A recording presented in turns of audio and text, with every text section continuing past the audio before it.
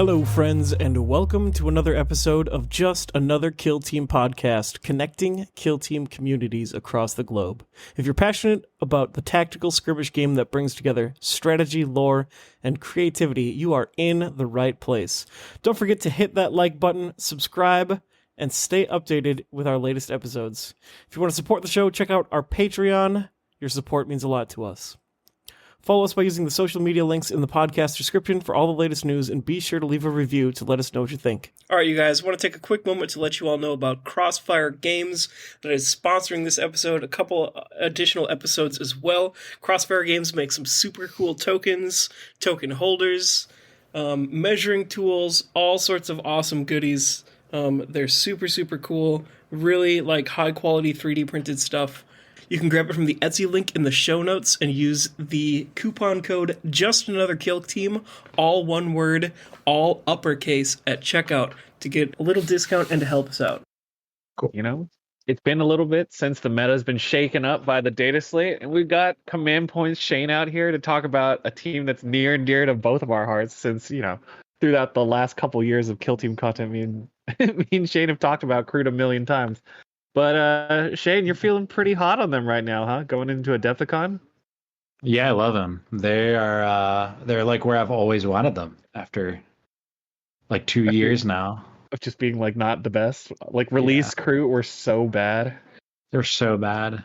And then it was like the buffs were just like insulting for like years on end. Let's get Accurate 1 in here. Let's go. We've got Accurate 1 on my Lethal 5, Piercing 1. Like, it just none of the rules ever vibed with Accurate 1. You were still hitting on 4s a bunch.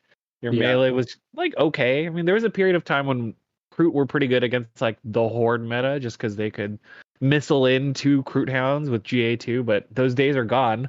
We're like a full 12 activation team now with some big rule breaks as far as how people, especially for anyone who's listening to the podcast who's never played against Kroot, never looked at them. They do have one pretty big rule break, and then they picked up a new big rule break in this edition, right?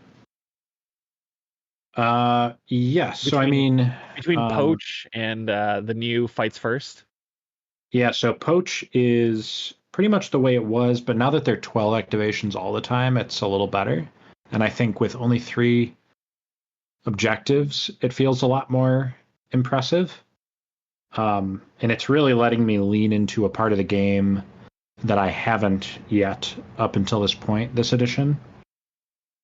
But yeah, I mean, it's just like, they just feel great. And I don't know, it's like the ultimate flex team, where you have like 12 guys that are pretty good at shooting. They're pretty good at melee. They're not amazing at either, but like you can always lean into whatever you want with them, which I've found really like freeing in my games. And now, because it's not baked into your rule set as a thing that you always do, we've gotten power budget in other spots. So Kroot in the old edition, they had their strategy ploy rogue, which lets you double retain or crit retain and ignore saturate, baked into their overall rules. But that's now been shifted over to their strategic ploy. So now when your opponent, you know, is going to shoot at you, you can turn on rogue when you need to. But otherwise, you can flip 3 of your operatives to different orders during the ready step, which is really powerful because it means that now you can ambush your opponents from far away and then slink back into cover. And it also means that you basically have a permanently silent gun on the Kroot, which is not a thing that most teams have, especially when the 4 attacks on 2s, 3/3, lethal 5, no obscurity, dev 3 profile goes off, because at the beginning of the turn, if you're alive, you just go back to conceal immediately. Yeah, and it's like, the Farstalker is like something funny because it just existed like this last edition, but it didn't. It costed CP before, and now it's free. And I never ever used it last edition when it cost CP, and now it's like so core to the way that they play. I feel, because you know they don't have a lot of damage. They don't have like high damage weapons, so a lot of their kit right now is like they have to sort of fight unfair, because to make up for the low damage. So they do that by, they'll wait until late in the turn because they have 12 activations, so they can wait you out. And then they hop into cover and shoot you, and then flip back to conceal. Or they like, you know, they keep a ready guy that is good in melee, and then they pay a CP to fight first when he gets charged. So like these little things that you can do to get around the fact that your damage isn't super high just is very satisfying. It's like a I don't know. They feel very like guerrilla warfare in the way that they play the game. Yeah, and when Shane is talking about low damage, it's generally the Kroot are doing about 3-4 damage for pretty much every gun that they have or any melee profile that they have. They might get 5 attacks. They might have rending or lethal 5 or some extra bonus profile, but really doing like 3-4 damage. And especially when you're playing against 14 wounds or 13 wounds on the Rekkas that heal, or the other larger skew teams, 3-4 damage takes about an activation and a half or 2.5 activations depending on the opposing team. Yeah, I think they have like 3 weapons across the whole team that is higher. That's like not 3-3 or 3-4. Like, and one of them's the Tribalist, which you don't usually take. So like, it's like the leader's melee is 4-5, and then the bow hunter is 4-5 on one of his profiles. Yeah. Yep. And then everything else is 3-3 or 3-4. You're like going in, sniping out a little bit of damage, and then slinking back into cover with Farstalk, which is your faction ability. You already mentioned Poach, which is a way for you to use your activation to your advantage, so you don't engage against the 6 and 10 activation teams or the 9 activation teams of the Eldar until later into the turn. Then you move up and you can poach an objective, which is use an objective, ignoring control rate or control scores. You can just walk over on some objectives, like, for example, mission 1, Secure, which lets you hold an objective until someone else does the mission action. You could just, as a Kroot player, just walk up and do it, which is something that this team shares with Ratlings, which is a very powerful ability. But compared to Ratlings, who have 11 operatives, Kroot have 12, so you can do it a little bit later, which is nice. And then you mentioned that we can fight first, and that's the Savage Ambush, which is as long as you are within light or heavy terrain control range, you can go first when you get charged. And they didn't have that at all last edition, and I think that actually really helps the mid-range matchups that they struggled with. Like, they used to really hate elves, and I don't think they hate elves nearly as much anymore, because you can get them down to really low wounds, and then you have like these. You have Farstalk and you have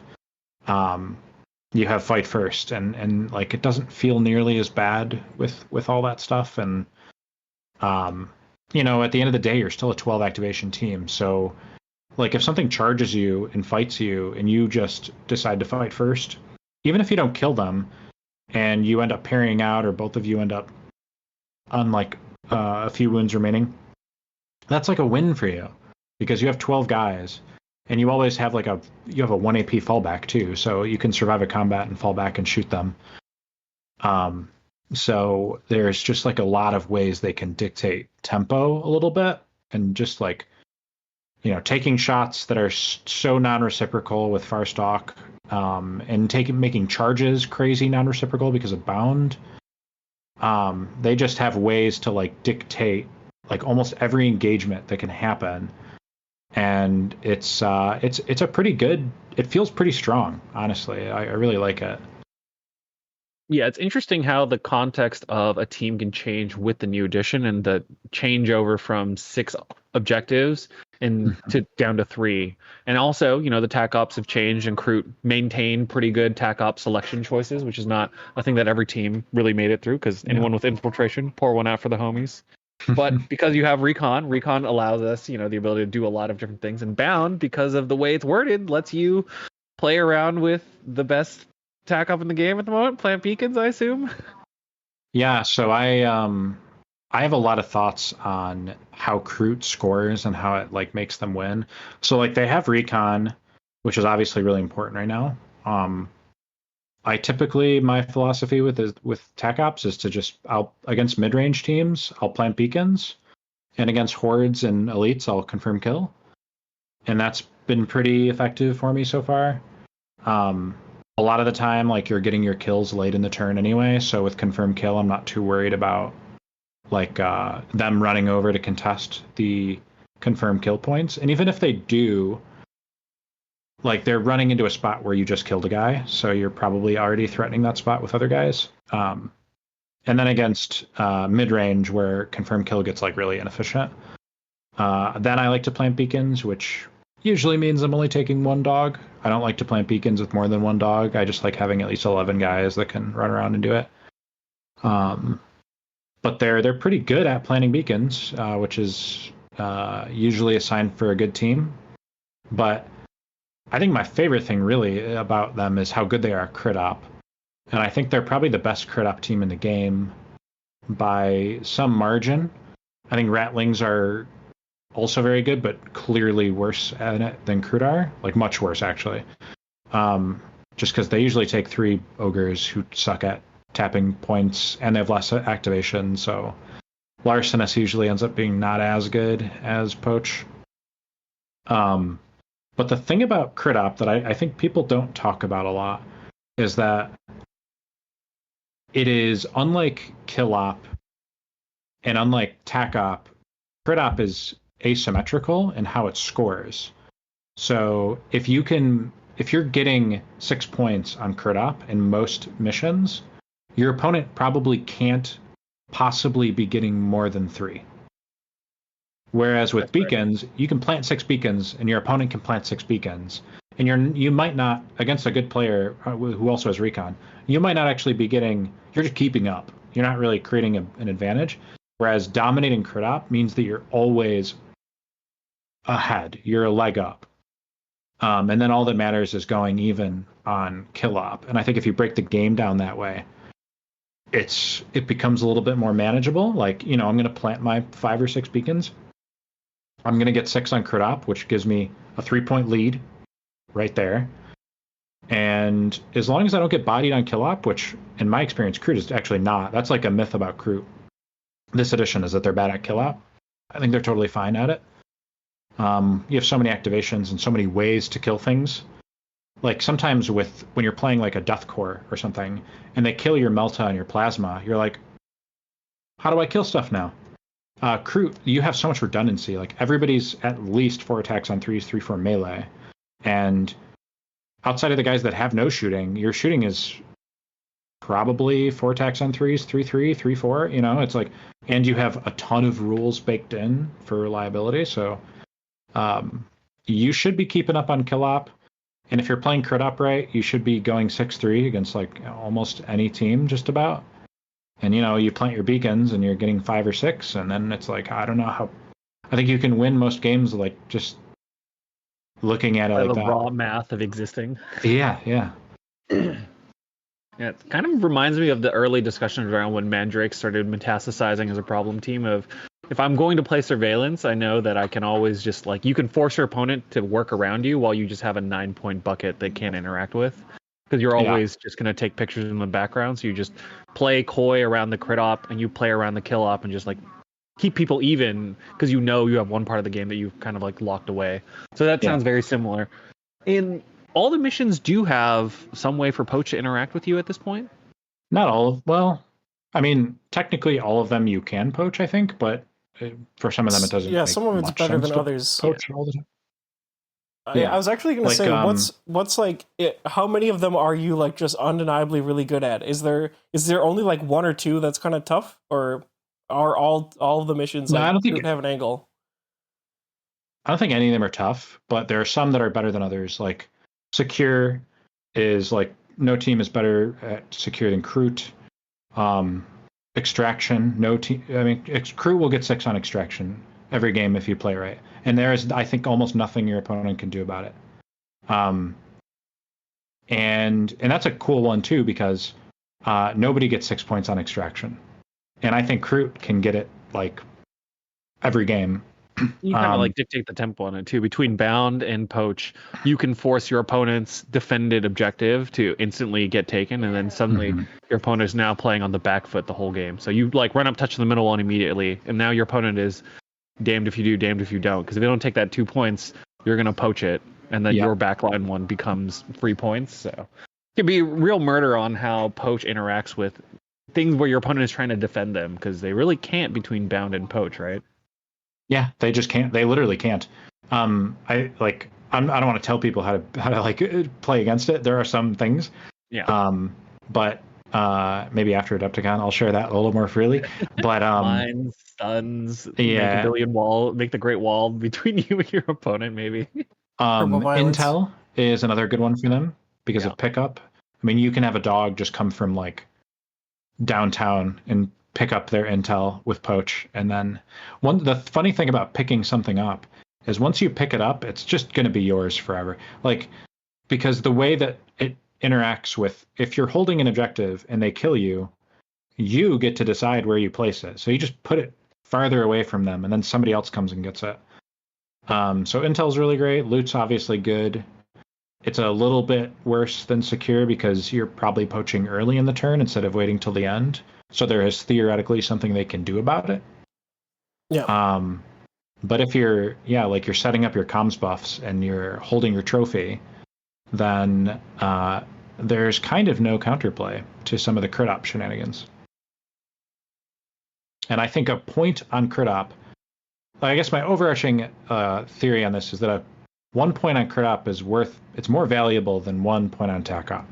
Because it's explicitly on pretty much on every mission, the delta is a 1 point delta on any given mission. Like loot, you can score all 3, but you still only get the 2 points. Like you don't get a third point for it. But your opponent, it means that the delta is only ever 1 point per turn. And since you got to win 2 out of 3 tracks over 3 turns of the game, having a guaranteed track where your opponent is down any number of points consistently is really powerful in this edition. And it's definitely part of the game that we didn't really have in the last edition, where with 6 objectives, 1 or 2 points was kind of like the most you were swinging in a really tight game. Or, you got like blown out and it wouldn't matter. But getting those crazy blowouts in this edition are a little bit harder because the objectives are in spots where everyone can kind of always have control of one of them, right? Yeah. There's a finite number of crit op points to go around. Whereas with beacons, I mean, you and your opponent can you can both plant 6 beacons each and go even with each other. Because once it's startling how many spots on the map there are for 2 beacons to exist, one of your opponents and one of yours. Yeah, and I mean, and let's say they don't have beacons and they're like a security. So like obviously if they're not an elite team, they're not going to take Seek and Destroy even if they have it. So that leaves like security and infiltration to worry about, like if they don't have recon. And with security, something that doesn't get talked about a lot is that a well-played horde is very good at stopping security.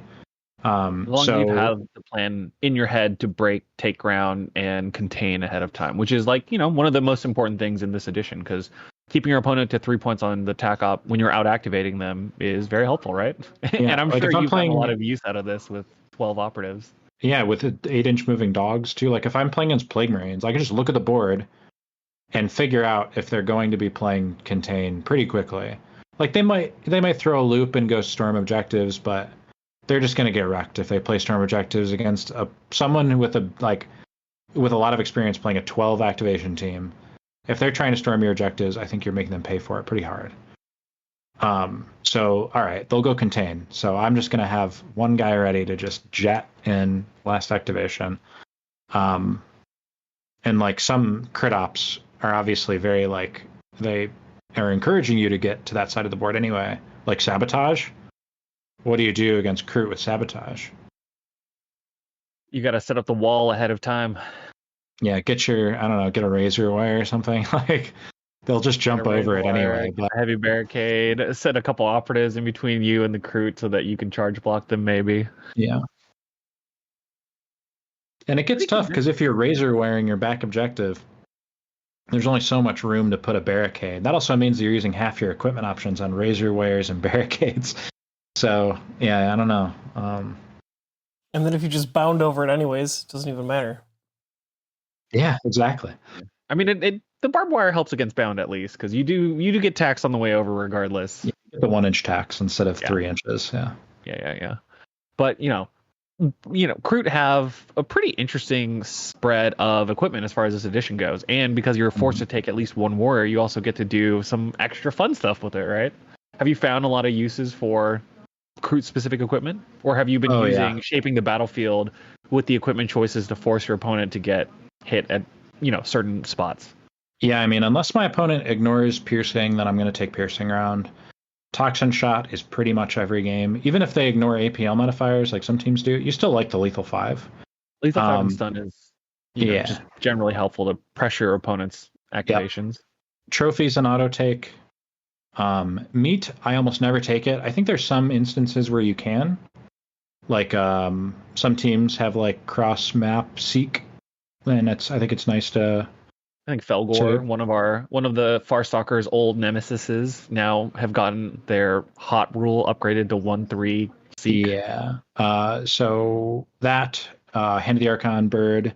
Warp Coven used to have more seek. Now they don't really. Well, seek light now. Yeah. But yeah, things here and there. I think like melee matchups, you might be more likely to take meat, but typically I'm taking the 2 ammo and then the trophy and then the 4th spot. If I'm on ITD, it's barricades. Here's a fun one. I take it in like a third of my games, maybe more. Comms device. Because you have a comms that because he also has seek light, he ends up standing in one spot a lot because he drops his bird and then he comms buffs. So having a 9-inch comms is it's been a really helpful thing for me because he can sit back and like really comms a guy far up the board. Like you might comms a guy that's on the middle objective and you're like kind of sitting on the back line. So I've really liked comms device. I mean, one of the weird quirks, Kroot are slightly tall as far as models go, so it's pretty so easy tall to spot someone over a wall. Yeah, they're so tall for a 12. That's the thing too, is I think there's like a low key like intimidation factor when you see 12 Kroot on the other side and you're like, there's 12 of them and they're that big. Like they shouldn't be that big. So like some of them actually are taller than the Vulcus walls. So your tracker can see a guy. They could see his bird head poking over the Vulcus wall and comms buff him from like 9 inches away, which is pretty crazy.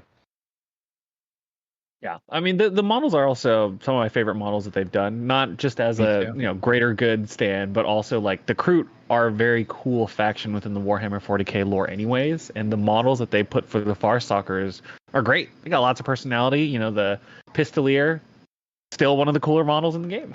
It might not be as cool as some of the newer Pistoliers, but Quick Draw is pretty good. He's pretty awesome. Yeah, Quick Draw is really cool, and I mean I've. Ryan Wilfong talked about this on the 12 Days of Kill Team when we had him on for Kroot.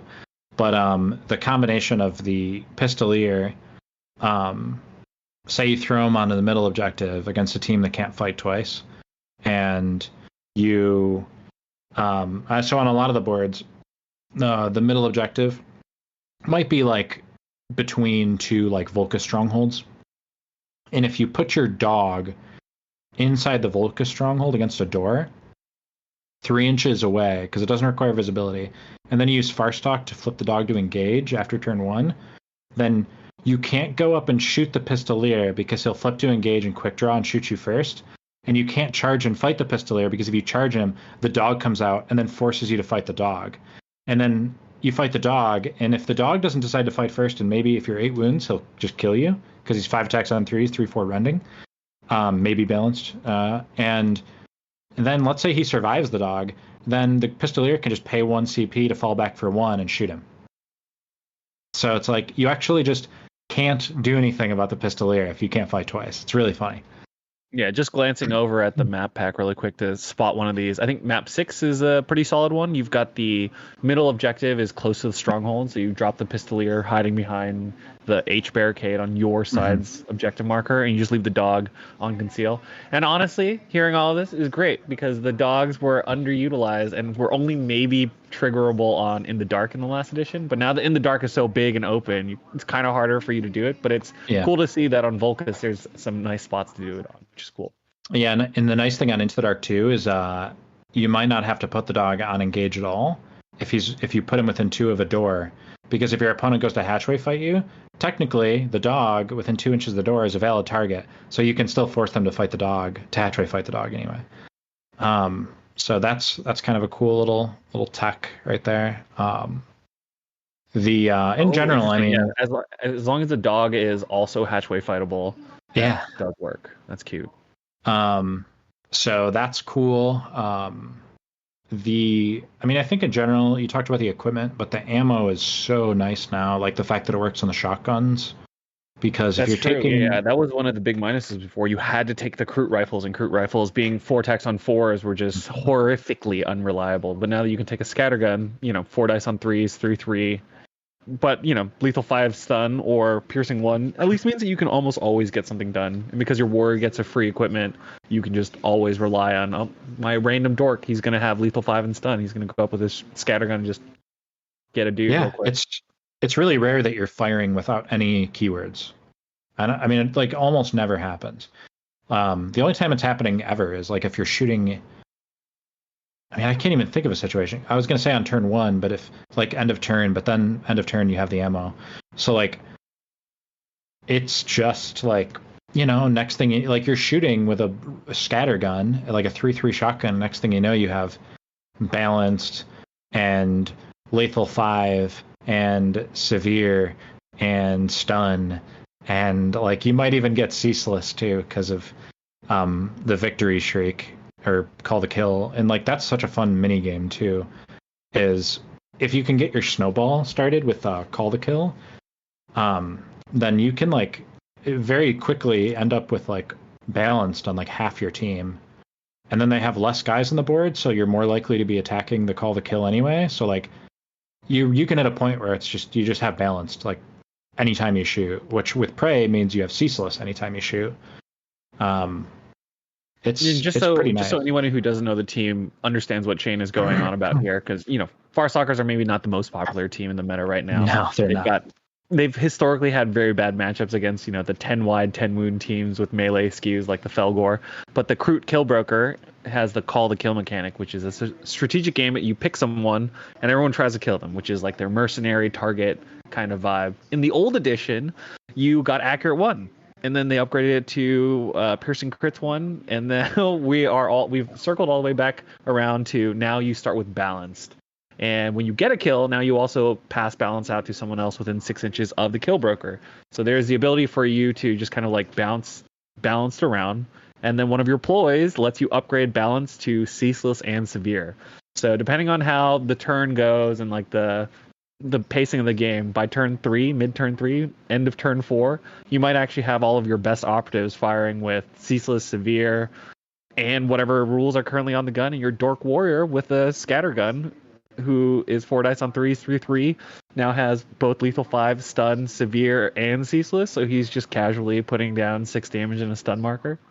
Yeah, and it's like honestly, I think part of it that's really cool is it's like Quarry, but it's free, and it has the extra thing of like you kill the guy, you get to bounce the quarry, but not only do you do that, but your leader like shrieks and then gives somebody balance for the whole game just because you got that kill. And if you kill somebody else, then that's like another balanced going out and balanced jumping to another guy. So it's just like my opponents, I've had games where it's like you literally have rerolls every shot. Like this is crazy.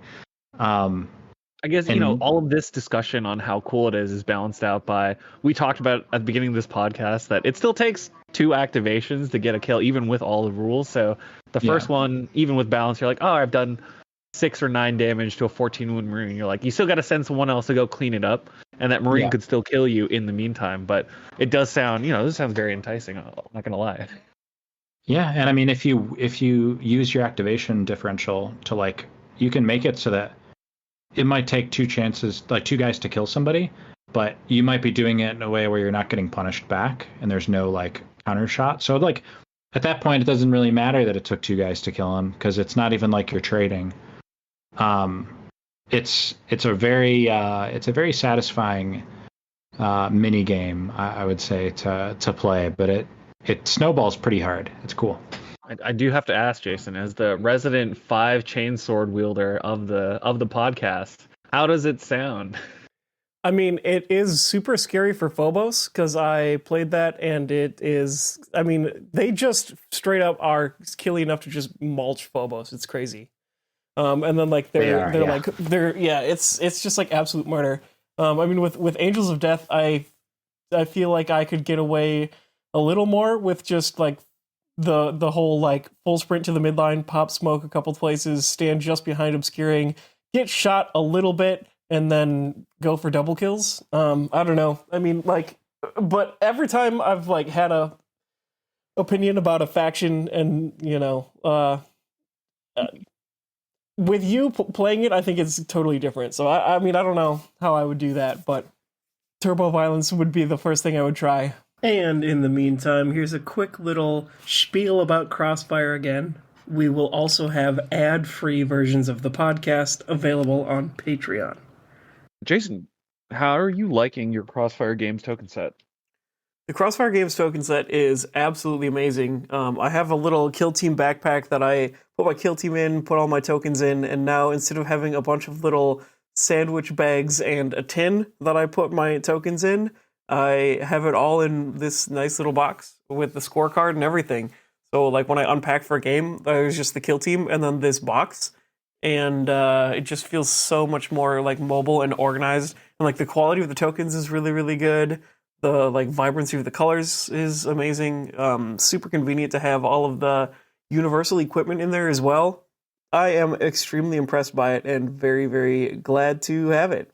What about you? Yeah, I think I was very impressed. Like, I agreed to kind of at least take a look at it.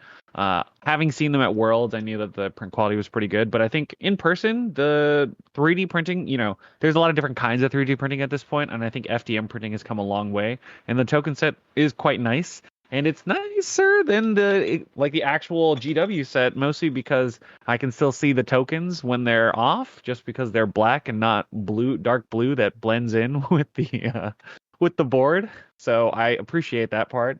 And I like that on the set that I have, there's room for like the specific tokens for your faction too, which is kind of nice. Yeah, the faction tokens and the universal tokens and the like all of your basic order tokens and everything all fit in one little box that fits within the box. And with that, like you can probably even fit more. Yeah, it's pretty sick. So definitely a fan of the product, and if anyone supports us, honestly, be great. I think my big thing is chaos boxes just make games take longer, and people got to play faster. And having organization definitely helps there. Having your engaged tokens in one spot and your concealed tokens in another, and like your recover items and all that other stuff. Organization makes for a cleaner game, keeps your brain in a better spot for playing, and I think these sorts of tools are great, whether it's Crossfire Games or other things. Having some organization is quite important. Yep, definitely highly recommend it. And back to the episode. Yeah, with Kroot, I mean, when you're playing a 12 activation team against Marines, it is definitely like priority number one to avoid giving up double kills like that. And it's so much easier said than done, just because you think two guys are safe. And then, next thing you know, you're getting charged, fought, and then they're shooting somebody else. I think it's the hardest skill of playing hordes, in my opinion. It 100% is. I fully agree. Yeah, and for me, I've never really played hordes. So Kroot is the first horde that I've played where it really makes, where it starts to make sense to me. Because obviously I started with Legionnaires, played a lot of Legionnaires. That's Marines. That was pretty much where I got my start with this version of Kill Team, and then moved down to Higher Tech. I got 8 guys. It's kind of like Elites, and then I moved to Felgor and I got 10, and this is a lot. And now Kroot is just like, I'm learning like the power of having 12 activations, and it's still good. People have the new edition came out and the meta was all Elites, and hordes were kind of dumpstered outside of Inquisition. But I mean, I've always thought that the strongest thing in the game that a team can have is activations, and 12 activations feels really good when you can have this much kill power, which feels crazy to say with Kroot because their whole thing has always been not having kill power and just like scoring out and then trying not to die. But now they can really fight while also doing really well on tech ops and just dominating crit ops. So they feel like they have everything you want in a team. And I think the meta right now is, I think Kroot's a really cool pick in this meta. Because a lot of people have talked about how this is kind of like a rock, paper, scissors meta. Like I've heard that a lot from different people, and I think to some degree it is, with like, right now it's like they say it's like an elf heavy meta. So like you have the elf teams and they beat up the elites, and the elites are still around. They beat up the goats, and the goats that's their they job. beat up the elves. So I think a lot of people are gravitating towards either elites or elves or goats right now. That seems to be the popular picks in the meta. And I feel like by picking Kroot, I am saying I don't want to play rock, paper, scissors. Like I want the only thing to be that I want to worry about is how well can I possibly play? Because I think the team has the toolbox. And every time I get worried in a matchup where I'm like, oh God, they're Marines. Like I have this 2 years of Kroot PTSD where like I'm just gonna bump off them and they're just gonna murder me. And then I just remind myself, if I just play right, they literally can't stop me from maxing Kroot up. And I'm gonna get my beacons or my confirmed kill, unless they just sit on the other side of the board. And if they're doing that, they're probably playing security, which they're gonna get 0 points anyway. So we'll at least go even on tac op. I'll win on Kroot op, and I'll just play smart and not get double killed. And it works. It just works. And I don't think they have I think they have bad matchups, but it's not the stuff that is plaguing the meta right now, in my opinion. I kind of get the sense, from this discussion so far, that one of the teams that I would expect to kind of pose some issues would be the current Hearthkin Salvagers, and just the 3-up save and the ability to shoot and actually kill you in melee. The vaunted Hearthkin Salvager, jump pack warrior, chucking a crack grenade or two, starting a turn off and getting a kill. That is, theoretically a worry, I assume. So a little bit. The nice thing is your melee does beat out their melee most of the time. And the jump pack alpha on turn 1 doesn't work. It's not as hot against teams that out-activate them. Because if they want to do it on turn 1, because a lot of the time they'll do it against an elf team that they out-activate or an elite team, and they'll just kill somebody turn 1, and then turn 2 get initiative and kill somebody else. But if they do that against Kroot on turn 1, the jump pack wearer is going to die. And then you don't get him turn 2. So that doesn't scare me too much, and I think the melee operatives, that being the dogs and the stalker and the cutskin and the leader, they can go mulch a dwarf, and they can't do anything to you on Kroot up, so that feels pretty good. I actually think their hardest matchup is Commandos by like a mile. Commandos have always been really tough for I'm for still Kroot. worried about when the Commando players finally rouse themselves from their slumber and figure out the team's bad, but it's not as bad as we think it is. I think they're pretty good.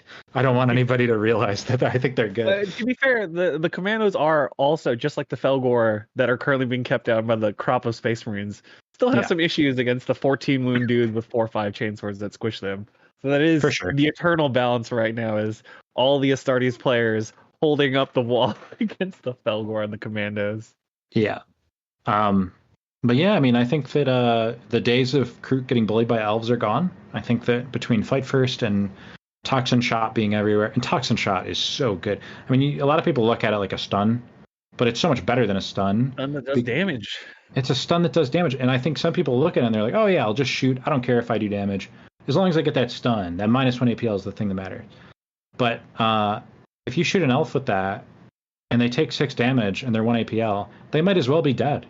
They're just done. They're gone. They're out of the game. And then if next turn, maybe they get their APL back, they can't charge because you'll fight first. So I don't know, they're just going to sit there and shoot you with a shuriken maybe. But so I think they handle elves better than they ever have. I think they're fine with elites. And then I need more testing, but I think they're fine against goats too. I mean, one of their way old better matchups is also Higher Tech Circle, but now with the Tesla Weaves getting nerfed down to, once a turn, Kroot can handle Higher Tech Circle just fine, I think. I always thought the dogs, you could just hunt the shrimp with the dogs. They can't really do anything about it. And then also the Cutskin. A savvy Kroot player will have a Cutskin charge the Cryptak and just murder him because of the fight twice. So that's pretty nice. Obviously, it didn't work against the Psycho, but nothing did. So, I mean, the Psycho probably is still pretty good, all things considered. It still does a good job of messing with Lethal 5 and Rending, which kind of pops up all over the Kroot list. It's just now you can outmaneuver them just as you could before. Yeah. And you won't get punished as hard when you go in, because Tesla Weave being where it was meant that as Kroot, you just could never make a break point against accurate 2, 3, 4 damage. Yeah. But yeah, it's a hard team to describe how good they feel right now. Like it wasn't until I started playing them that I was like, holy crap, these guys are actually like really sick. It is interesting to see if we can get to the point in this current metagame where the hordier teams are like back in vogue outside of Inquisition agents, because Inquisition agents were like clearly the best one, and now we're slowly slotting back in 12 wound or like 12 activation teams that can fight the elves. So I think the new version of Vetguard have the firepower to at least spook pretty much everything now, because you skip a dork, and that means that you get saturate and saturate and accurate 1 for free, which means all of your hitting on 4s gunners are dangerous with ceaseless. Unlike the Pathfinders, who have to do a whole bunch of work for balanced and accurate 1. Yeah, Pathies are rough. And I mean, that's the other thing about Kroot that, I mean, this was like this last edition, but they are like really, really good into every other horde, because they go toe to toe on activations, and having low damage against a horde, it's not low damage. It's always enough to kill them. It's always average damage, because Kroot have always been good at punching in both directions. It's just at the 10 wound mark, they hit a brick wall of dudes that would just 2-shot you, and you could not kill fast enough. Which I guess still kind of exists, and you're still kind of feeling it out. I guess that brings me to Felgor. How are you feeling about the Felgor menace with Kroot? Yeah, I mean, everybody I talked to, they're like, oh, that sounds horrible, Kroot against Felgor. I don't think it's that bad. I think that so I said on our last tier list that I don't think stun grenades are like actually going to help you that much against Felgor. But Toxin Shot, there's a difference between giving them 1 APL and doing 6 to 9 damage and giving them 1 APL. Because if they have 4 health left or 1 health left and they're 1 AP, again, they're just done. It's over for them. And it's actually really bad for Felgor, because as a Felgor player myself, I hate when my goats are on like a couple wounds left. If they're in 1-shot territory in melee, you don't ever want to do anything with them. You don't want to charge in and fight, because then you're going to die in your own activation, and you don't even get the benefit of Frenzy at that point. So, and then there's the other problem that Felgor have against Kroot, which is Felgor aren't particularly good at getting double kills. The only way they can do it really is a couple models. If they double charge, they can, like, okay, the Gorehorn, if he has 3 APL and he double charges, okay, he's going to kill 2 guys. Outside of that, it's just the Mangler. And I mentioned earlier, it's hard to avoid getting double killed by elites because they can charge, fight, shoot. It's a lot easier to avoid getting double charged. Especially because the Mangler wants to wait until you've already activated, and that's so easy to play around. You wait them out, and if a goat charges you, they're probably taking 3 or 4 damage back if you didn't fight first. And then at that point, they're sitting out there with just like 6 to 7 wounds left, and you just kill them with whoever's like waiting behind, because you always have counter punch. You have like 2 waves at least of like front line and back line that are ready to like back each other up. And so the real story just becomes like, can I not get double charged? And if you can avoid that, you're getting, you're still taking stun grenades. So you're getting 2 toxin shots per turn potentially, and you're getting a piercing shot, and then you're getting 2 stuns throughout the game, and you're just going to try to leave guys out in the open like without anything to do, and dominate crit up. And I think you're okay against goats personally. Yeah, honestly, you've made a very convincing case, I think, for Farstalker Kinband being pretty solid in the current meta. Void Dancers probably don't give you too much struggle just because you're out activating them and really playing that out activation game. Yeah, if you're Void Dancers they're weird just because they're so random. Segarax can randomly go off. They can randomly make a bunch of 4-up saves. They can randomly get a good draw for Domino Field. So like there's a lot of variance, but I think on paper it's not a bad matchup. It's just you can always fall victim to variance against Void Dancers. Yeah, I mean, I am fully convinced that they're actually one of the best elf hunters out there.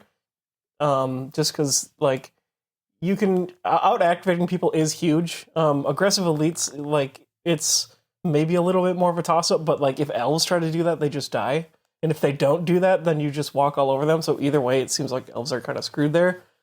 And yeah, the Felgor, I mean, that seems fine. In general, I'm not like... I still don't think Felgor are like as strong as some people think they are. I mean, they seem pretty good, but I'm convinced they can be beat by more things than people expect, including Farstalker. Yeah, I think Farstalker can beat almost anything. The other bad matchup for them that I mentioned Commandos. Weirdly, Exaction is quite good into Kroot because I've heard Exaction have some weird matchup spreads that make them kind of interesting right now. Yeah, the 4/4 shotguns are obviously good against 8-win Kroot. The fight first shields are hard for Kroot to deal with. They have a team-wide ignore stun, which is just on an equipment piece, so that's hard. And we only barely out-activate them.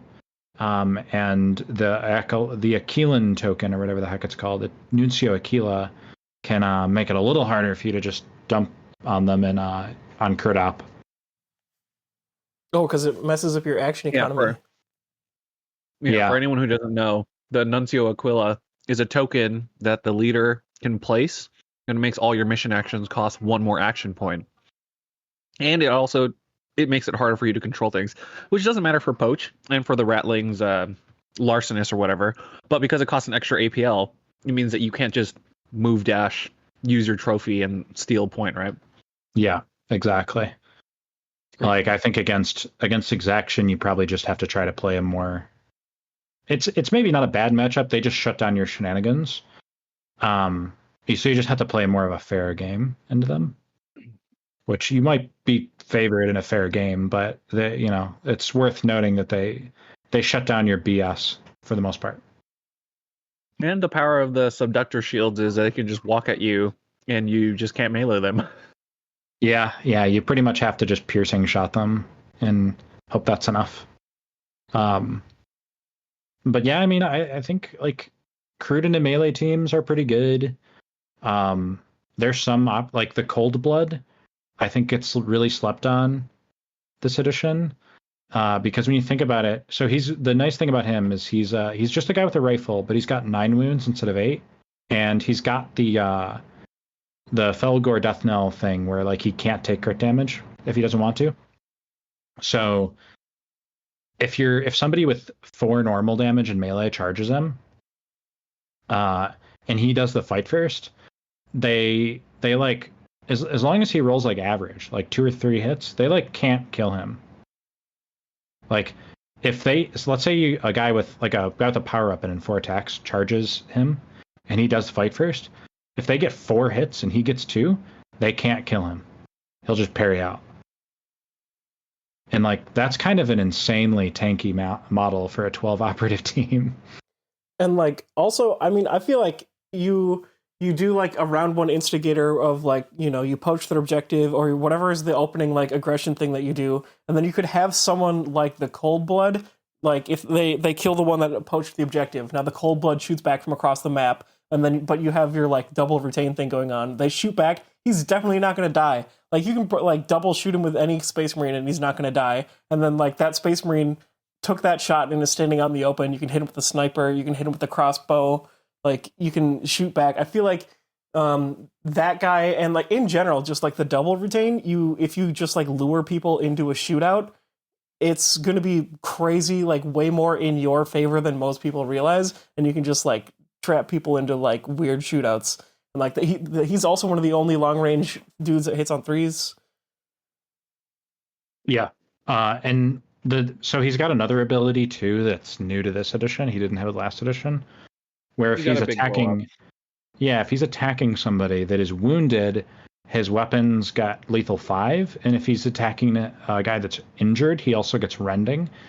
A lot of people I've talked to have misread that and don't notice that it actually applies to his melee, not just his shooting. So if he's like attacking somebody in melee that's missing a wound, he's lethal 5. 4 attacks on 3s, 3/4 lethal 5, maybe balanced. So that's pretty good. And like if he's fighting like a Marine and that's got like 6 wounds left and he's getting rending then. So that's really, really good. So he can work really well as a frontline just because of how tanky he is, but he's also a really good cleanup option. Yeah. Like you can get him he can have like the Exodia like keywords for his weapons. Like you can get like lethal 5, rending, ceaseless, severe, stun, or piercing. It's just like kind of crazy to have all that. From? Because the severe is something that anyone in the faction.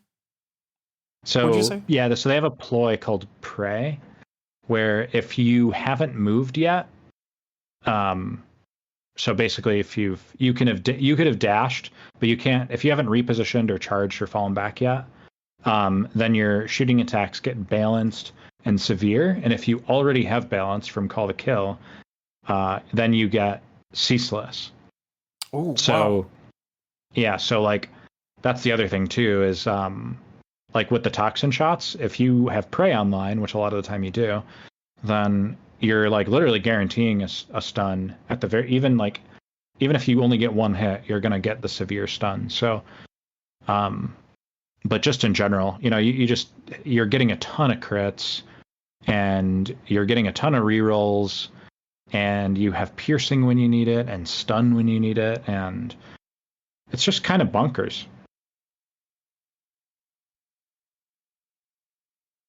Fragile but effective. And really not that fragile, just more fragile than a 14 wound 3-up save. Yeah, and if you're playing like elites even, let's say they have like a guy with let's say you're playing against Angel of Death and they have like a regular intercessor with a bolt gun and fists. You can have a dog charge that guy from like 1,000,000 miles away because the 10-inch charge with bound, and you might die. The dog might die, but he's gonna missile in and do like 8 to 11 damage in that range somewhere. And like if it's not a team with a heal, which most teams don't have heals, then it's like what are they gonna do with that Marine the rest of the game? It's like they're just gonna sit back with him basically, and to use him as like a turret basically, which means they almost never get shots because they're playing against Kroot, who just wait out and then flip back to conceal. Yeah, it's pretty cool. Well, I mean, I am looking forward to seeing how this run goes at Adepticon, which is where I'm seeing both of you guys next, right? That's true. Yes. I mean, I've been playing them at local events so far, and I'm playing them at a team tournament in Ontario in the middle of March, and then I'm going to Adepticon. So it's getting a lot of practice in with them ahead of time, and I'm feeling pretty confident with them, and my wins have felt really dominant when I play Kroot. That's the thing, is like I do think they're a tough team, but they're so rewarding. Because even when I was playing like higher tech, I was still like having close games into the other meta teams, but sometimes Kroot just like stomp. No, it's definitely not a sentence I would have ever said in the last edition. Yeah, of right. Because the last edition of Kill Team was great, but Kroot were constantly in the struggle bus. Yeah. Yeah, Even long against, gone. like the kind of middling Marines of last edition, Kroot still had massive issues just trying to break through a 3-up armor save. No one was ever scared to play Kroot last edition. Like they were just gonna max tac ops and then they were gonna get tabled, and there was like kind of nothing to do about it. But it's a different time now. They win the game, and like the cool thing too is like they got better and more dynamic. Like they're way more interesting to play now. So I would recommend people check them out if you haven't, because they're pretty sweet. I mean, I'm definitely going to be checking them out. I have them all painted up. They're packed away in my backpack, ready to go. Yeah. So if anyone in the Brooklyn area wants to play, and if anyone on TTS wants to play, everyone, I assume everybody knows where to find Shane, right? Command Point Discord. We have more people than we need. More people than people. Yeah, that's. I don't even know how many we're at now. It's pretty ridiculous. And as long as GW is never going to make like a community Discord, so it's probably going to stay that way. Yeah, you kind of are the community Discord. I know, it's weird. We're getting to the point. I think we're going to reach a point where we have more people on our Discord than I have subscribers on Command Point, which is like kind of stupid to think about. How have things been going in your local scene? I know we mentioned, I don't know if we mentioned on the podcast, but you've been growing your own local North New York scene in Rochester, and it sounds like there's a little bit of cross-country contamination with Canada. So you want to tell us a little bit how that's been going since the last time you were on here? Yeah, so the Rochester scene is it's as big as it's like ever been. Our locals are consistently 11 to 12 people, and it's getting pretty competitive now. For a while, it was like you were in that stage of like, all right, we're teaching people the game. People aren't like they're not sweat lords yet, but they're learning and they're picking up on stuff. And now they're getting to the point where they are sweat lords, and it's kind of great. I've got one local who's been like killing it with Blades of Cain. And we went to a tournament in Canada back in must have been January. There was ended up like it was weirdly it was supposed to just be like a one day like 3-round like 16 player tournament, I think, and they just kept getting more and more signups, and they couldn't make it a 2-day unfortunately, but they ended up getting like 40 signups. Oh damn. And they bumped it to 4 rounds. And so we went, and it was like a lot of the best players in Ontario. And me and my Rochester local went and took first and second place as the only 4-0s. And it felt brutal. It was like conquering Americans. And it was just cool we've got a fun rivalry in both sports and kill team going across the border at this point. Yeah, no, but I love the Ontario guys. They have like, I think that Ontario is one of the deepest communities in terms of like skill level of players in like North America. I mean, just in general, just like the whole world of kill team. Like, I think that there are players who are like, maybe like the 6th, 7th best player in Ontario, I think could go to like a lot of the even like competitive scenes in the US and just like be the shark. Like, it's really crazy how like every time I go there, there's like a new player where I'm like, holy crap, this guy's really good. How do they have so many good players? So yeah, I don't know. I've really enjoyed, and they're the closest community to me. So I do kind of feel like a camaraderie with them. Like I stayed with the Canadians during Worlds and everything. Like they're like kind of my locals. They're only like a couple hours from me. And a lot of them are like a couple hours from each other, depending on where they are in Ontario. So it's like a little Great Lakes community that we've got, like a Lake Ontario thing. Yeah, I mean, it's good to hear because, we've had Oust on here, George A, for anyone who doesn't know, the person who won the New York Open, coming up later this year. And it's nice to hear that everything's been growing well because Canada has been out in force over the last couple months. And, starting from last year, I think, the beginning of LVO last year with Vivek doing pretty well kind of sparked a lot of the growth, I think. Yeah, I mean, you've got George there, who obviously top 8 at Worlds, won NYO. You have Vivek, who was second at LVO last year. Voyan, who was top 16 at Worlds this past year. You have Max Hannibal, who's just like, he didn't qualify for Worlds, but he very easily could have. And he's probably going to qualify this year. Just like a monster player. Like Jason, I don't know if you guys know Australian Jason. That guy's a beast. Yep. There's like other players that Phobos way back in the day. Yeah.